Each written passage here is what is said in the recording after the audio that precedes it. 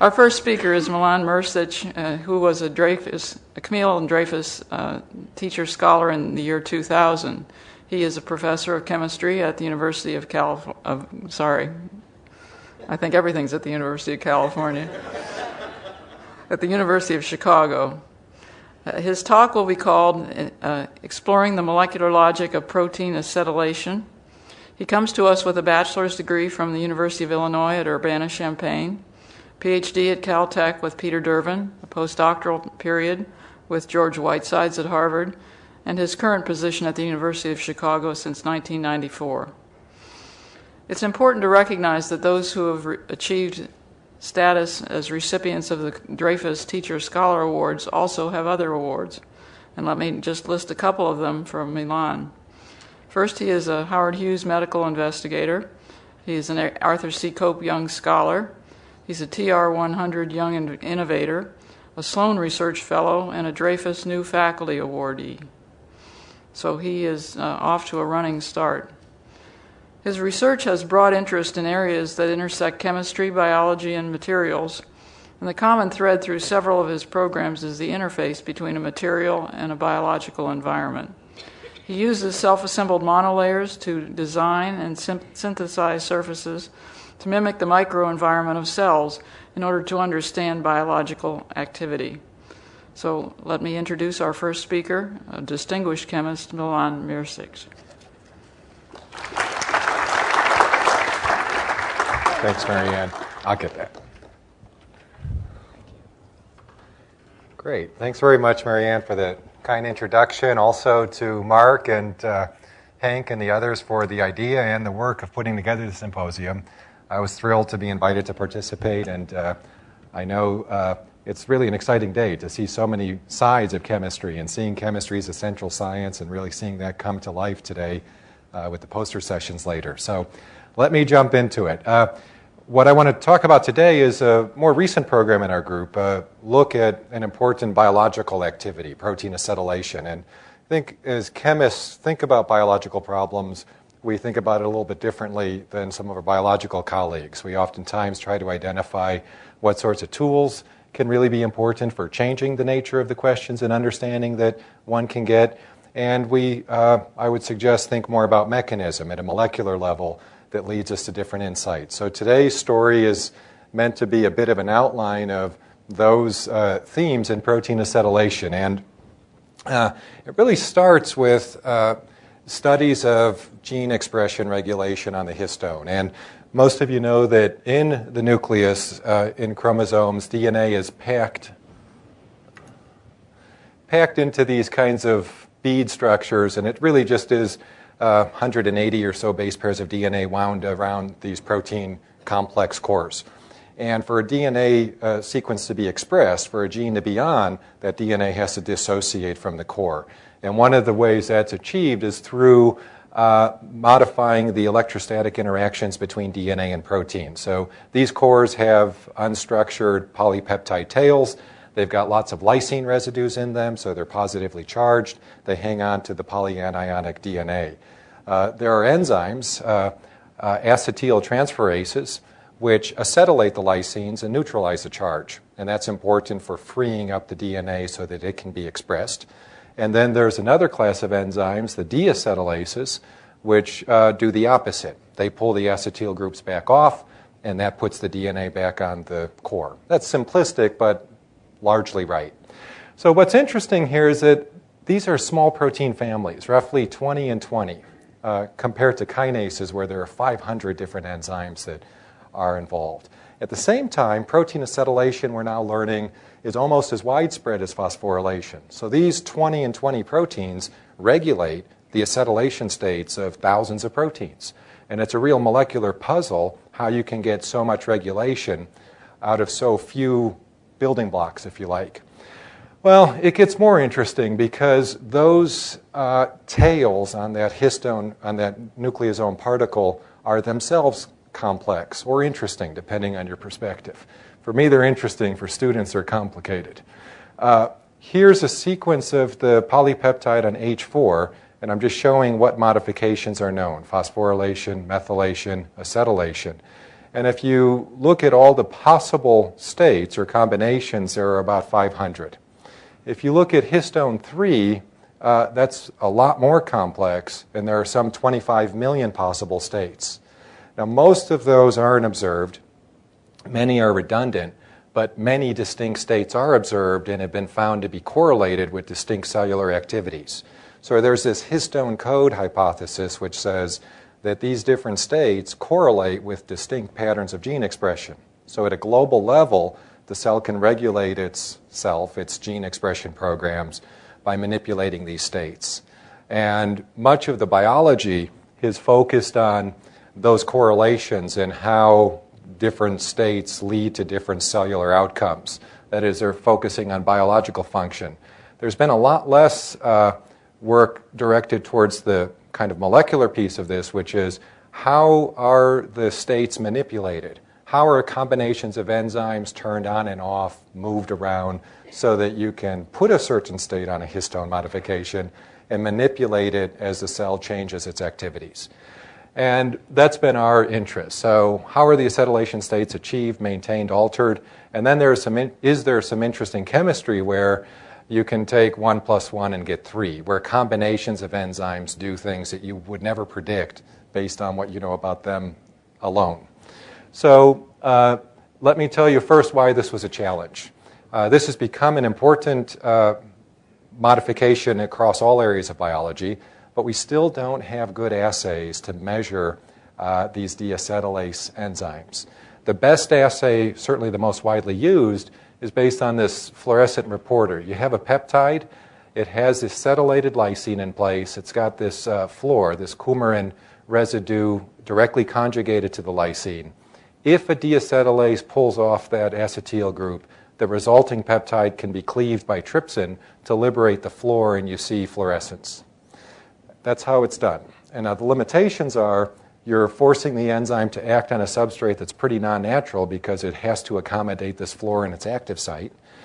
We now know there are a lot of artifacts where the presence of the fluor can manipulate the enzyme activity. And there's some actually pretty interesting stories about that also extend to companies being started based on the wrong result. Actually, I guess it's the right result if it got funding, but the wrong scientific result. The other limitation is that you can only look at one lysine at a time. The only lysine you can examine is the one next to the fluor. And I've told you that these histone enzyme proteins are interesting because there are multiple sites that can be acetylated. And it's not possible with this assay to look at the relationship between modification of one site and activity on another. So we had been, and the way we got into this story, working for some time on creating efficient, simple, quick assays of biochemical activities. Part of the story is we use solid phases, which are structurally well-defined. These are self-assembled monolayers of alkane thiolates on gold. So basically a single molecule thick lawn that self-assembles on a gold substrate so that these chains are well-ordered, standing up, and the surface chemistry we can control by controlling the groups at the ends of the chains. We will typically use a few percent of the chains loaded with a reactive group so that we can immobilize a peptide substrate. And in this case, the surface can then be treated with an enzyme, in this case an enzyme which will acetylate this lysine to put in the residue. That's simple enough to do. The way we would normally look for that activity is using radioactivity in the acetyl group or something else that will bind the product. But we were excited about label-free methods, being able to see these products directly. And so a big advance in our group came when we learned how to do mass spectrometry and directly characterize those monolayers and see the masses of the parent alkane thiols. So the magic is that when you put the monolayers in a MALDI-TOF mass spectrometer, you hit it with the laser, the molecules get thrown off of the surface, but they get thrown off by cleavage of the sulfur, the thiolate gold bond, with little fragmentation of the chains. So what you observe are masses of the alkane thiols, same alkane thiols that we used when we made the monolayers. And that creates for a very simple assay. So here's the deacetylase assay, and they should invent double laser pointers to let me point at both screens. And the idea, again, is we immobilize a peptide. It's in an acetylated form. There's the mass spectrum. So we're seeing the peaks that correlate to the peptide alkane thiol. This is single Dalton resolution in these peaks, just reflecting the isotopic distribution in the molecule. We then treat with a deacetylase. That, in this case, removes the acetyl group, and we see the mass come down at a level that's consistent with deacetylation, and there we have our answer. We can do reasonably good quantitative assays, and the most important thing now is we don't have any limitations on what peptide sequence we use because we're not using a label. We can use long peptides, short peptides, peptides with lots of lysines. All of that becomes possible. So what I'd like to do is just show you a few kind of vignettes, so a few little stories that turn up some interesting surprises in how these enzymes can act on their substrates. First thing we did is that we looked at that histone 4 sequence. So on the bottom, again, is the sequence. It has 4 lysines that are known to be acetylated, 5, 8, 12, and 16. When we synthesized this peptide so that all of those 4 were already acetylated and treated it with the enzyme, we saw a series of products that had lost 1, 2, or 3 acetyl groups, but not 4. Now, the interesting thing is when we took a peptide and chopped off the right-hand part, this isn't the part that was that the enzyme was acting on anyways. But if we chopped off this KRHR motif, we saw no activity. So that tells us that the activity at one acetylated lysine is dependent on having this sequence several residues away. And that's important because in these states that we see with these histones, there are frequently correlations. You find that if this residue is methylated, that one is acetylated. And the question is, how are these mutually exclusive combinations installed? If an enzyme can simultaneously read a distal sequence and then decide whether to act on a local sequence, that would be a mechanism for understanding how those correlations are put in place.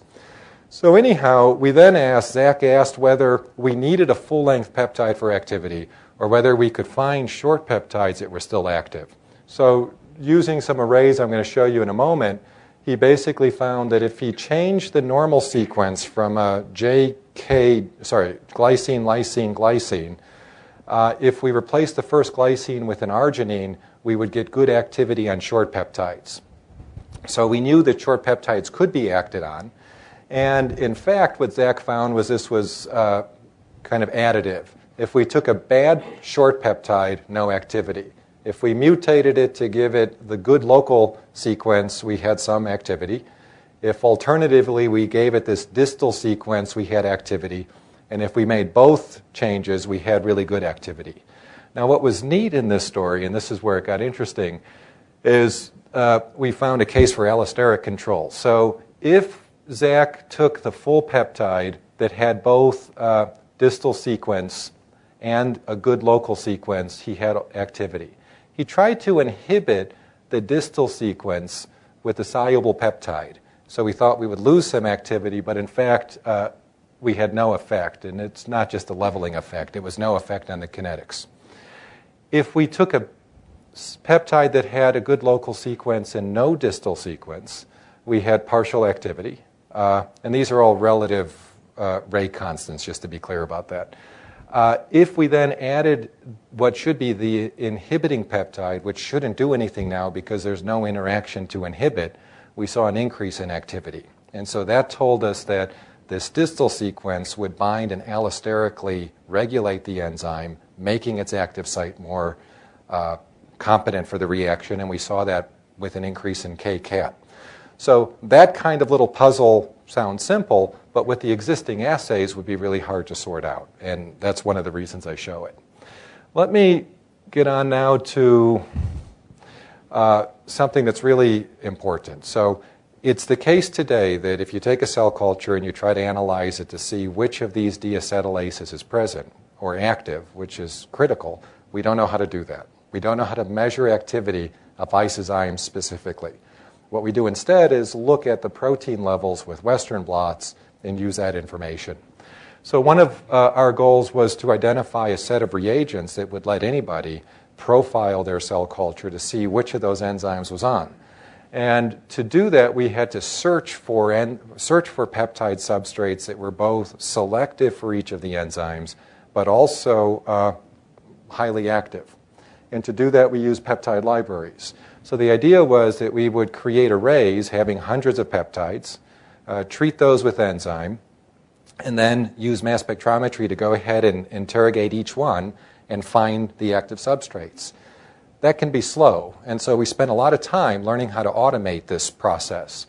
And Zach, Adam Eisenberg, and a couple of others in the group spent several months learning how to adapt this method to a robot and basically get us to the point where we could run 50,000 assays in a day, hands-free. So there's a little clip here that's just showing a robot moving samples onto a plate. This is the plate. So these are 384 dot plates. They're in the standard geometries of microtiter plates. And we can basically load up the reaction mixtures and put them onto the spots, run the reactions. And can you clip that other one? And this I want to show you because this is the part that blows me away. Mass spectrometry, we all know, is powerful but slow. But the sample prep that our monolayers bring to this method actually make it quite fast. And so here is an automated mode. A spectrum's being acquired about every second and a half. So we're getting a spectrum, jumping to the next spot, getting a spectrum, jumping to the next spot, getting a spectrum, so that we could read that 384 well plate in about 15 minutes and get mass spectra of every spot. And that's what, when you translate it, lets us do tens of thousands of reactions a day. And that's critical for being able to go and advance the slide. Can you just, guys, kick it forward?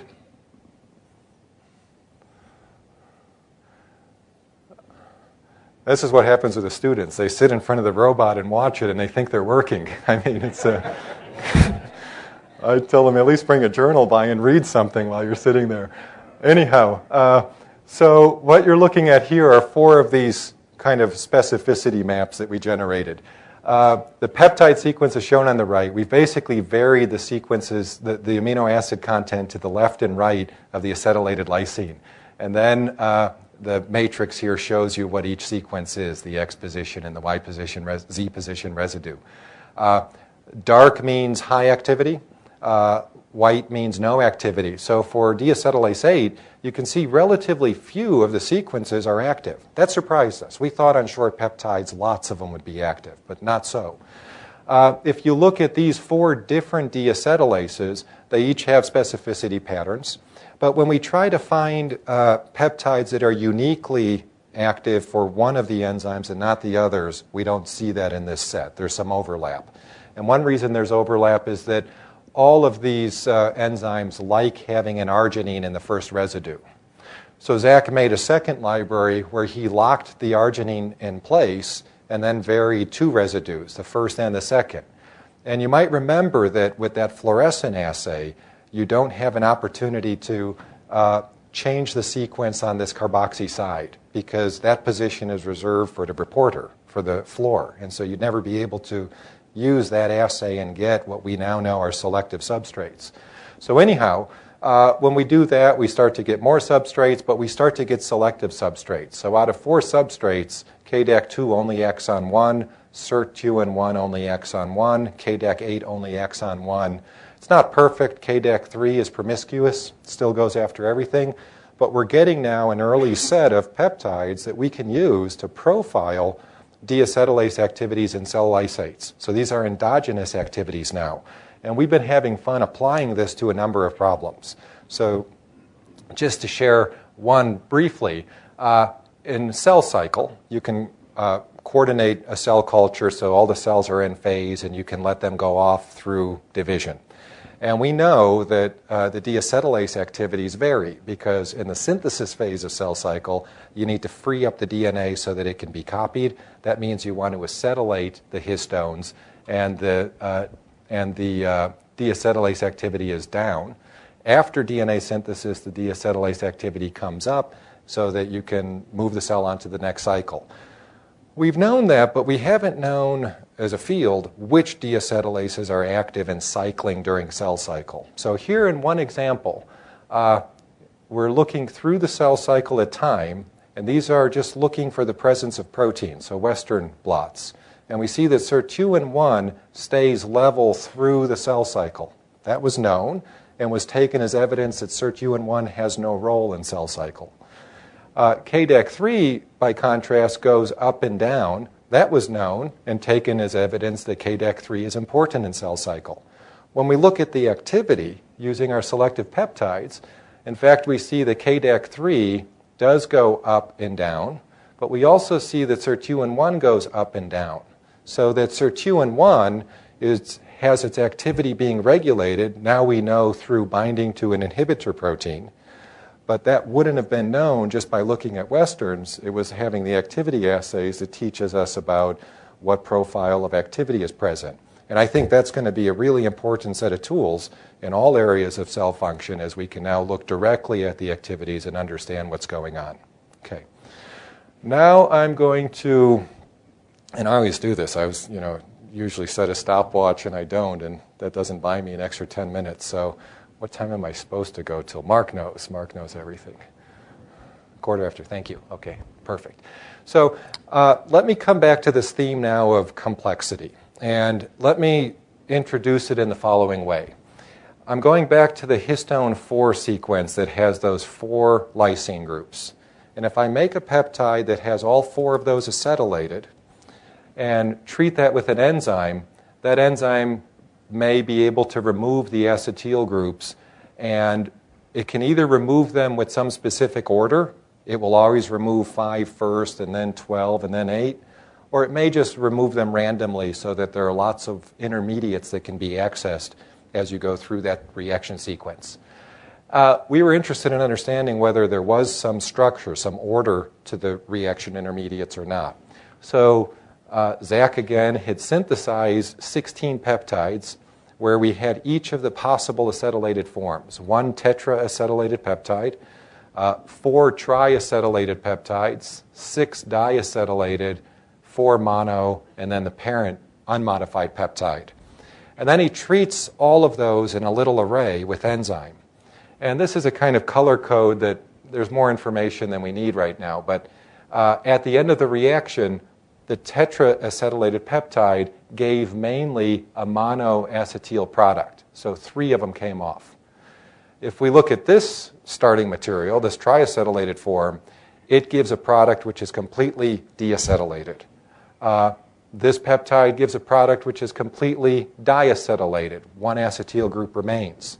So we look at this, and what we see immediately is that any peptide that has K16 acetylated initially gets converted to a monoacetylated form. All the others get converted to an unacetylated form. So it tells us KDAC8 doesn't take K16 off.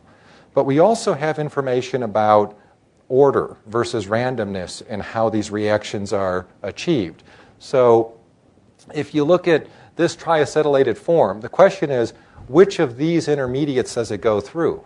And we know it can only go through this intermediate because only that intermediate is kinetically compatible with the reaction product. If this peptide gets completely deacetylated, this diacetylated form also gets completely diacetylated in that time period, but the others don't. So the others can't be intermediates because they would be too slow. They'd stop the reaction. So using that kind of logic, we can go through and start to map how these enzymes move through this network. And the interesting thing is that different enzymes move through that network with different paths, okay? And that makes them distinct. And we know this is interesting because if we mutate this sequence, trying to see is this sequence, is it possible that it's been evolutionarily conserved to maintain these paths? If we do even modest mutations, we completely ruin these trajectories. They don't hold anymore. And we also see the same thing for acetylation. If we start with peptides and treat them with acetyltransferases and move up the scheme as I've drawn it, we see that there are paths that these enzymes will follow as they track through these intermediates. Now, why do I show you that? Because it suggested to us that if we take combinations of acetyltransferases and deacetylases, or combinations of 2 enzymes of the same family, they might give us products that we wouldn't predict, because one enzyme might make available an intermediate that the other enzyme can then process to a new product, where the second enzyme wouldn't have been able to access that intermediate on its own. So I'd like to show you a couple of examples where that's exactly what we found. So in the first case, I'm taking a little peptide sequence from histone 3. It's got 2 lysine residues. If James treats that with P300, one of the acetylating enzymes, we see by mass spec that the product is a monoacetylated form. So one of the lysines is getting acetylated. If we treat the same peptide with PCAF, another acetyltransferase, again, we see the product is a monoacetylated form, but not a diacetylated form. If instead we treat the same peptide with a mixture of both enzymes, then we observe a mixture of mono and diacetylated form. Now, the first interpretation you have of that experiment is fine. One acetyltransferase goes after one lysine, the other one goes after the second lysine. So if you mix them together, you can now accomplish both modifications. But that's not what's happening, because if we create the intermediate, so we synthesize a peptide that's acetylated at 9, we see that PCAF can acetylate 14 to make the diacetylated product, but P300 is unable to go after 14. If we start with the other intermediate, we see that neither enzyme can acetylate K9. So that tells us that it's not the case that each one has its specificity in their additive. Instead, there's a sequence. If you treat the peptide first with PCAF and then P300, it's mainly monoacetylated product. If you go with P300, then PCAF, then you see the diacetylated. So this is an example where one enzyme is creating an intermediate which is accepted by the other enzyme. And the way it works is that P300 can carry out monoacetylation in a kind of non-discriminate way, either at K9 or K14. But PCAF can only acetylate K14 on its own. If K9 is acetylated, PCAF can then acetylate K14 as well, but not without that modification. So now there's a clear logic how these two enzymes can cooperate and generate a product that they, in principle, can't generate additively if you sequence them in the wrong way. Another example is related, and that's this one. This one's kind of really non-intuitive. If we take that same peptide, I've already shown you if we treat with PCAF, we can monoacetylate. So what Heinzsuk wanted to do was combine a deacetylase with the acetylase. So if we mixed in a deacetylase, your prediction would be we would titrate the yield of this product. As we increased the opposing enzyme, we'd get less and less acetylation. So she did the experiment. And what we found is that whereas treating this peptide with the acetyltransferase gave us a monoacetyl form, when we did this in the presence of the deacetylase, then we saw a diacetylated peptide. Okay? So what kind of sense does that make? We add the opposing activity, and now we get diacetylation. So this is, again, one of those cases where you ask and then needle and then force the student to repeat the experiment several times because it can't be right. And then you actually sit down and think about it. And let me not walk you through the intermediates. Let me just give you the answer. What happens is that PCAF is able to acetylate lysine 14, but not lysine 9. If it could acetylate lysine 9, we know that PCAF can very efficiently carry out the second acetylation. But the problem is that PCAF can't generate this intermediate on its own. It largely generates the wrong intermediate, which is a dead end for subsequent acetylation. It's got a little bit of a rate to create the intermediate of interest. The partition is something like 12 to 1. So when we add the deacetylase, what we're really doing is adding a catalyst that allows equilibration of these two intermediates. It's kind of like adding a chaperone that lets a protein unfold from the wrong state and have a chance to fold properly again. And so what happens is that in the presence of the deacetylase, this peptide acetylates. It would stop, but the deacetylase pulls it back. It goes the wrong way again. It gets pulled back. And once in a while, it will now go to this intermediate, its minor product, and when it does, it rapidly gets converted to the diacetyl form. So again, this is an example of a chemical logic for having a switch. And what's interesting about it is the switch is non-intuitive. The way you get to the diacetylated form would be to add a deacetylase to the mix. And I don't think anybody would have predicted that that's how the cell would regulate that state. We don't know that it does, okay? So let me be a little bit careful here. It's a chemistry audience. I can be a little bit more aggressive in my claims. When I do this at other meetings, I get beat up a little bit. We're looking at this at a biochemical level. What we've really been trying to do is understand possibilities, frame new hypotheses for how the cell might be regulating these histone states. We still need to test those to see whether, in fact, these switches are operative in the context of a cell culture.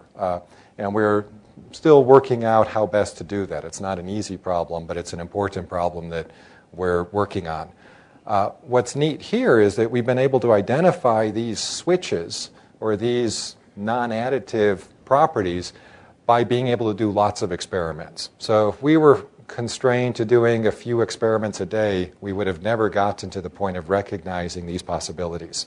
But by being able to do thousands of experiments a day, we've been able to survey enough sequence, use peptide arrays where we use different combinations of enzymes and search for the interesting stuff, and then know what it is and be able to go in and characterize it and study it, and hopefully let some of these findings then be hypotheses that guide experiments in cells. And so that's kind of been the link from having the new tool that enables the kind of acquisition of these new data, using that to frame some new ideas, and then with more of a chemist's thinking, being able to recognize how some of these schemes work by kinetic analyses and working through the pieces.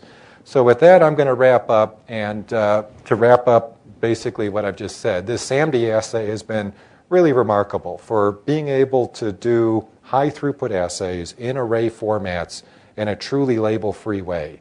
So a lot of our work has been looking at other enzyme activities, glycosyltransferases and others that are challenging in terms of high throughput because of the labeling protocols. And this assay, because one is just looking at a change in mass, is compatible with just about any enzyme activity, anything other than an isomerase or racemase. The multi-substrates are really interesting. These cases where you have substrates that have multiple sites for modification and where you start to see correlations and activities on one site become dependent on the modified forms of residues distal to that local sequence.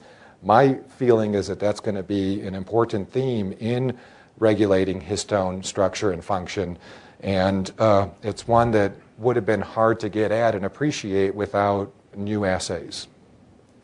And then this last point, I didn't talk a whole lot about some of the stuff we've been doing in networks of opposing activities, but at the start, I raised this question of how a relatively small number of proteins, 40-ish proteins, can coordinate and regulate the acetylation state of thousands of proteins in the cell. We're starting to appreciate that if you have combinatorial combinations of these enzymes, you can achieve many more effective specificities of the enzyme. So what I'm trying to say is that if I have one enzyme, it will act on some set of substrates. If I have another enzyme, it will act on another set. But if I start to combine those enzymes as mixtures, they'll act on a unique set because of some of the kind of switches I've shown you in the end here. And so we've been doing work now looking at protein substrates and using combinations of acetyltransferases and deacetylases to ask just that. And what's really interesting is that instead of thinking about having 20 or 40 kinds of enzyme specificities, it looks like we can achieve hundreds of enzyme specificities by mixing and matching. And that's been an idea that hasn't been explored so far as we can tell, and that I think can be pretty powerful by thinking about regulation at a global perspective, and I think one that can apply to kinase phosphatase and other opposing enzyme families. So with that, I'm going to end. There's the group. They get all the credit. And let me make a comment about the Teacher Scholar Award, because it's been some years since I was thrilled to get the letter that told me I was a teacher scholar, and it did a few things for us. It certainly is an important mark of validation for young chemists' early careers, independent careers, and I think people take strong notice of that, and it leads to lots of other benefits. One of the exciting things of being a researcher is working with students and postdocs, and that's where a lot of our teaching certainly takes place. And I don't want to say proudly, but truthfully say that I haven't had a hand in one of these experiments. I mean, the few times I've thought I'd clear my desk and go in the lab for a few weeks and do something, I get thrown out of the lab usually within a couple days because I break something or do something else, and I kind of recognize my place. So it's the students, but the students need mentoring. And it's a full-time job, as all of you in this room know, and it's a job we really enjoy. And I think the teacher-scholar recognition recognizes not only the science that comes out of the group, but the thing that makes the science possible, and that is our working with and mentoring students, and they're the ones who, in the end, get all the credit. So I've mentioned the names of the people who've been involved with this group. One key guy, Zach Gerard Levin, and he's the one who started our project on deacetylases just a few years ago and has really been the key person bringing it to this stage of the story. So thanks to them. Thanks again, Mark, for the invitation, and the board for all the work to put this together, and for your kind attention.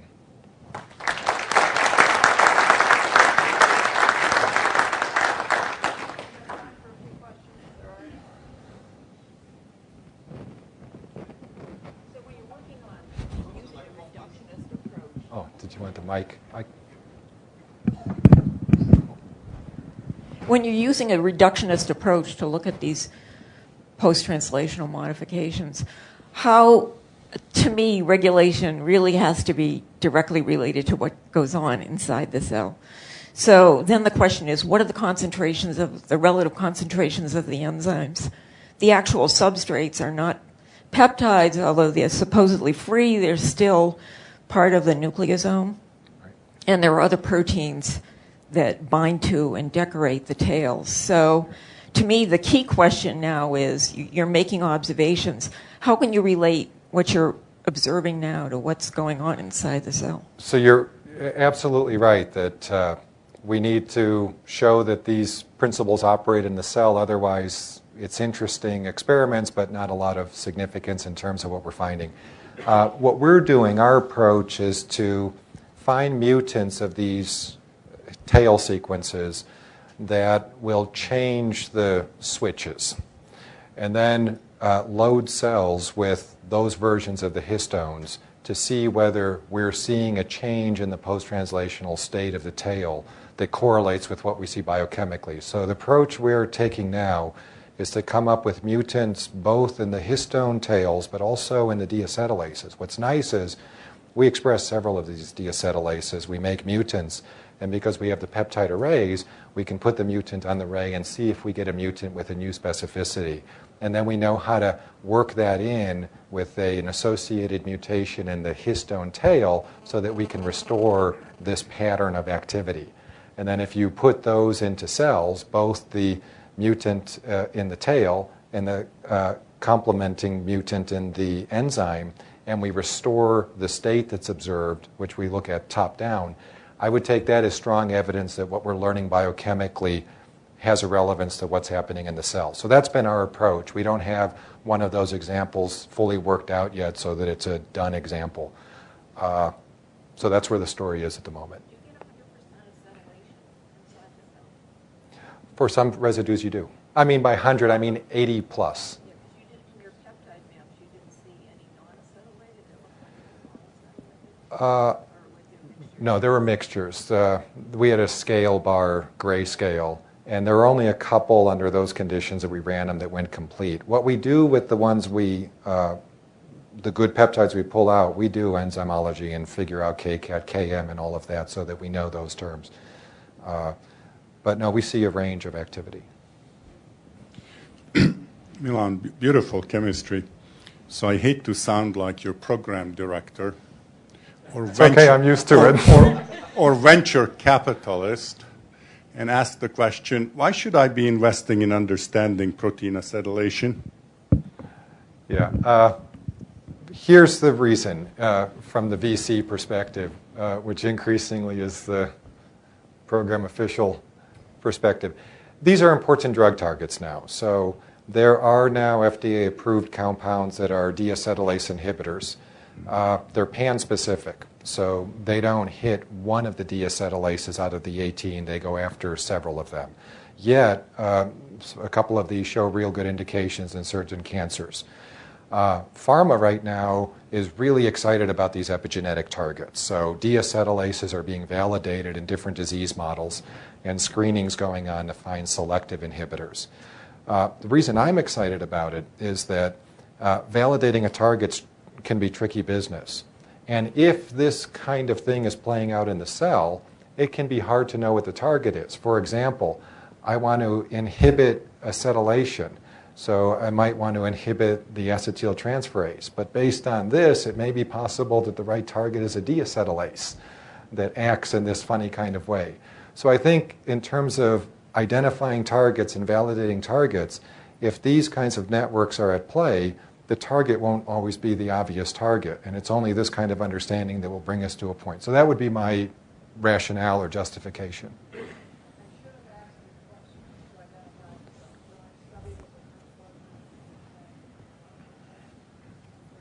Hi, I'm Steve Uzo from the Hall of Science.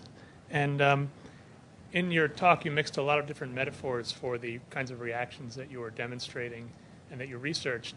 And particularly when you got toward the end and started talking about the much more complex interactions and mixtures, have you thought about how to present those kinds of things to students who may not be as familiar with that level and may not have gone through some of the processes, particularly since a lot of these complex phenomena are being investigated from different disciplines like physics and that kind of thing? Have you thought about other kinds of ways of presenting like graph theory and that kind of thing? Honestly, not so much. Is there a need for it? Yes. I mean, I think what you find in these areas now where you've got to know some chemistry, some biology, increasingly different kinds of math, it gets complicated to even work with a collaborator and really understand what they're doing and vice versa. So I won't give you a satisfying answer because I don't think we've done anything so significant to help, but I'll agree with the premise of your question, which is there must be better ways of communicating non-trivial ideas like these. Laura Kiesling. Hey, Milan.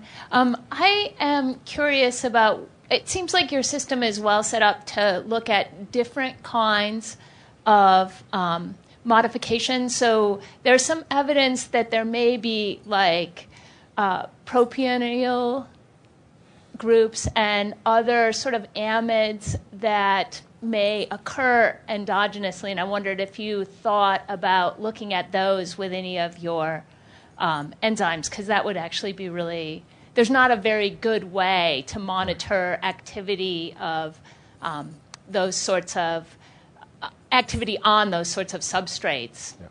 It's a great question. So the neat thing, again, with mass spec is that you can see those other acylated forms. And we've turned our attention to that starting a few months ago with one student in the group. So he's characterized a lot of the acetyltransferases for their relative activities for different acyl donors.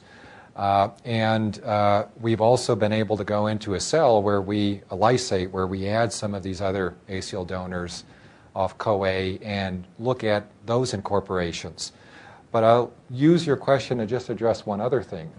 When we do these experiments where we're looking at endogenous activities, we found lots of modifications we weren't looking for. I mean, think about a normal assay. It's set up to see what you're looking for. If I'm doing a kinase assay, I use P32 labeled ATP, and I'll see a kinase reaction. But if there were a glycosylation reaction that happened, I wouldn't see it because I wouldn't look for it. And the mass spec lets us see everything. And so we discovered a glycosyltransferase in one of our experiments because there was a couple of peptides in our array that very efficiently got changed to something else. The mass didn't make sense, and finally we reasoned it was a glycosyltransferase at a glycopeptide. And we went and were able to find that. So that's a beautiful thing about the label-free. You'll find those things you wouldn't be looking for, and kind of by definition, those are amongst the most exciting things to find because they're not yet understood.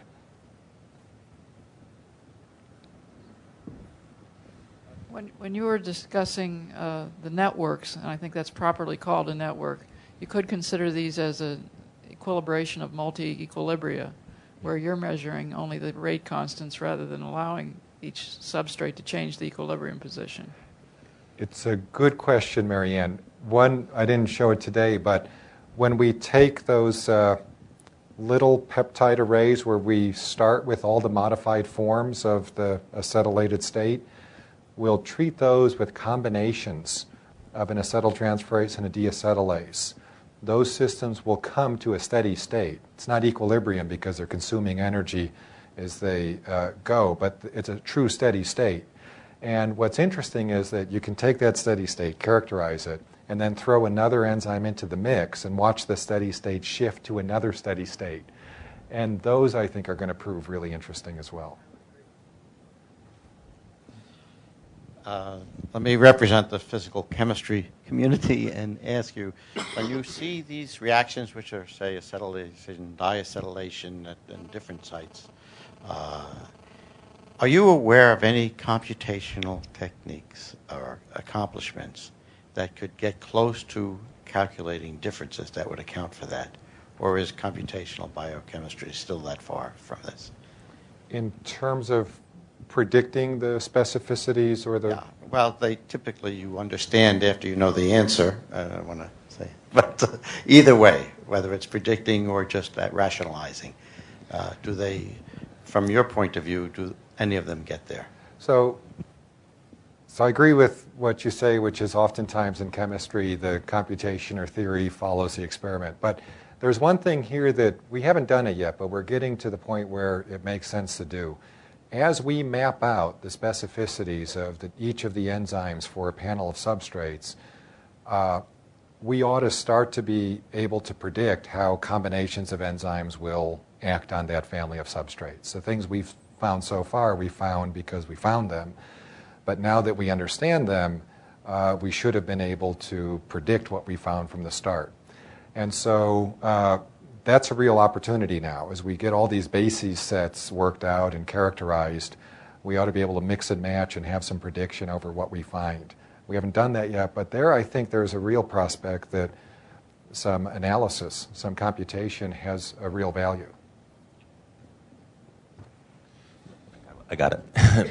Matt Terrell from Berkeley.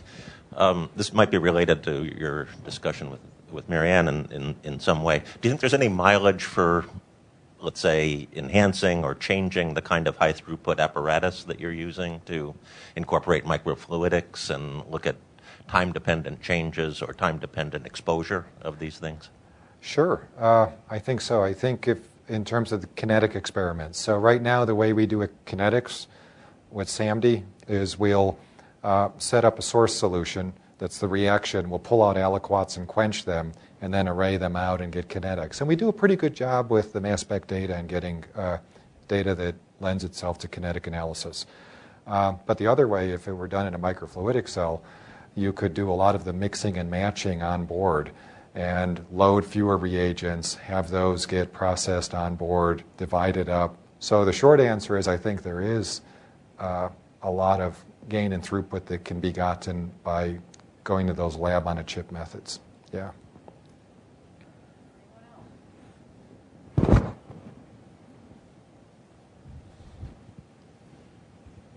So I'm Xi Chen from UC Davis. Very nice work.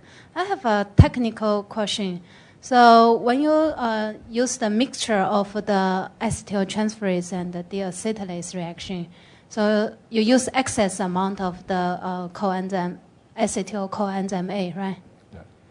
Well, what's the ratio? Because if you use 1-to-1, then the things that you've seen will not happen. The way we think about it is that we use a concentration so that we're still far above the Km at the end of the reaction. So when we're running those reactions, we're basically running them under conditions where cofactor is bound to saturation. And we're not running them where we start to deplete the acetyltransferase activity because we deplete cofactor. And the deacetylase actually will not work on the acetylate the substrate. Is that right? It depends on the substrate and the deacetylase. I mean the one that in the example that you showed. That's right. Okay. That's right. Thanks.